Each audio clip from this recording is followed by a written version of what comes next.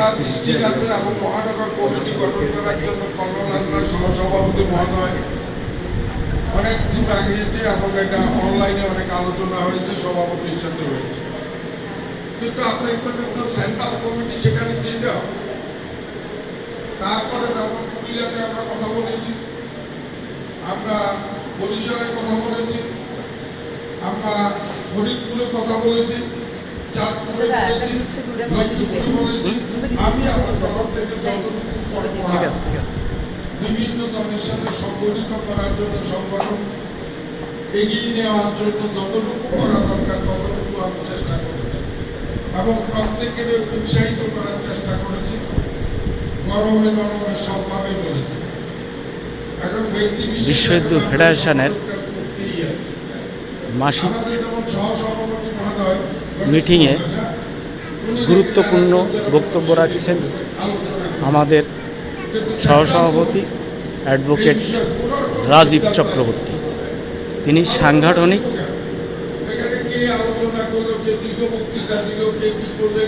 দিক নির্দেশনা সমস্ত সদস্যদের দিচ্ছেন। ধন্যবাদ। এখানে আমরা পরবর্তী কর্মপন্থাটা কি হবে, আমরা কিভাবে ওই কমিটিকে গঠন করব। যেমন পলাশকে আমরা বলেছিলাম যে ভেরি গঠন করার জন্য আমরা সেখানে সহযোগিতা করব, আলোচনা পর্যন্ত শেষ, টেলিফোন পর্যন্ত শেষ, আর কমিটি হচ্ছে একটা সিঙ্গেল কমিটি কিন্তু গঠন করা হয়। এখন ওয়ার্ল্ড হিন্দু ফেডারেশন ইন্টারন্যাশনাল সংগঠন, ইন্টারন্যাশনাল সেক্রেটারি কোনো খবর, উনি ইন্টারন্যাশনাল সেক্রেটারি বা ওনার ইন্টারন্যাশনালি ওনার করসপন্ডিং হচ্ছে, এটা আমরা কেউ জানি। ধর্ম বিষয়ক সম্পাদক, ওনার ধর্ম বিষয়ক কি প্রগ্রেস আমরা কিছু জানি, কোনো রিপোর্ট। সাংগঠনিক সম্পাদক কোনো রিপোর্ট। বক্তৃতা দিলে তো হবে, মুখের উচ্চ কথা অনেক সুন্দর বলা।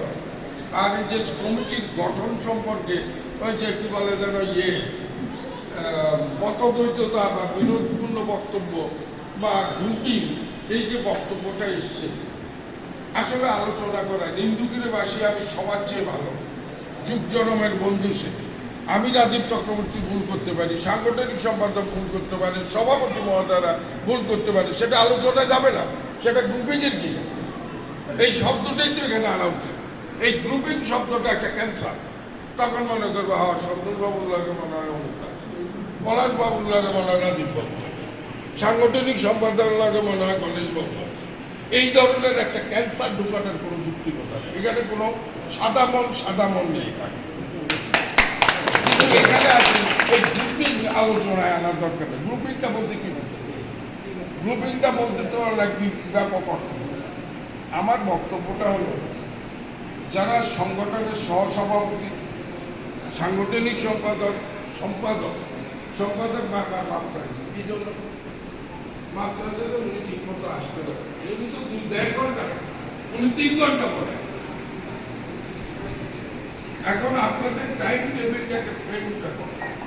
আপনি দেখেন এখানে আসার পর সিঙ্গারা খাওয়া, এই টাকাটা করতে দেবে, এই টাকাটা করতে দেবে আপনার যদি টাকাই না, আপনি চাঁদাও দিবেন না, টাকাও দিবেন না, আপনি সংগঠনের জন্য কাজও করবেন, মনে মনে লম্বা লম্বা বক্তৃতা দিলেন আর এখানে সবাইকে খুশি করে ফেললেন, এরকম আসলে তো অল্প। আপনি যখন দুর্গা পূজা দেন, আপনি জানেন গ্রহ পূজা দেন, আমি কিন্তু একটু সময় নেব। গ্রহ পূজা দেয় দোষ পাইছে, আমার বাপ মনে গেছে, মা মনে গেছে, বলে যে এটা কৃপা, বলে তাহলে কি ঠাকুরের ব্রাহ্মণে এখন এক অর্থ দিল, শ্রাদ্ধে যা খরচ তার চেয়ে বেশি খরচ। তাহলে ভগবানকে তুষ্ট করতে হলেও টাকা লাগবে। এখানে আপনার ভোলা বাবার এখানেও তুষ্ট করতে হলে ওনার এখানে ভোগ দিতে হবে। আপনার যে কোনো জায়গায় যেমন দুর্গা পূজা করেন সেখানেও লক্ষ লক্ষ টাকা লাগে। আমরা এখানে কীর্তন করি, এখানেও আমাদের 10 লক্ষ টাকা বাঁচে। আমাদের ট্রাস্ট মিটিংয়ে 10 লক্ষ টাকা বাঁচে, তো বুঝিয়ে 30 মিনিটের মধ্যে সিদ্ধান্ত হয়। আর আমাদের এখানে ম্যারাথন রয়েছে, আমরা মিটিং করি, কোনো সিদ্ধান্ত কার্যকর হয়, কোনো সিদ্ধান্ত আসে। কার ব্যর্থতা বলুন? যারা সংগঠন চালান, আইদার সভাপতি, আইদার সাংগঠনিক সম্পাদক, আইদার সম্পাদক, এরাই তো আমাদের মাথার মনে। সভাপতি এবং সেক্রেটারি যে ডাইরেকশন দেবে সেই ডাইরেকশনে তো আমরা চলবো। তাইলে ওনাদের ব্যর্থতা কেন অস্বীকার করেন? আপনারা আমাদেরকে কি ডাইরেকশন দিয়েছেন? এই এতদিন আমরা নেপাল থেকে আসার পর পর্যন্ত আপনাদের ডাইরেকশনটা কি, আপনাদের অ্যাক্টিভিটিটা কি, আপনাদের প্রগ্রেসটা কি, সেই রিপোর্টটা কমিটির কাছে পেয়েছি। সেই ব্যর্থতা থাকতে পারে রাজীব চক্রবর্তী, সে ব্যর্থতা থাকতে পারে ইন্দ্রজিৎ বাবু, সে ব্যর্থতা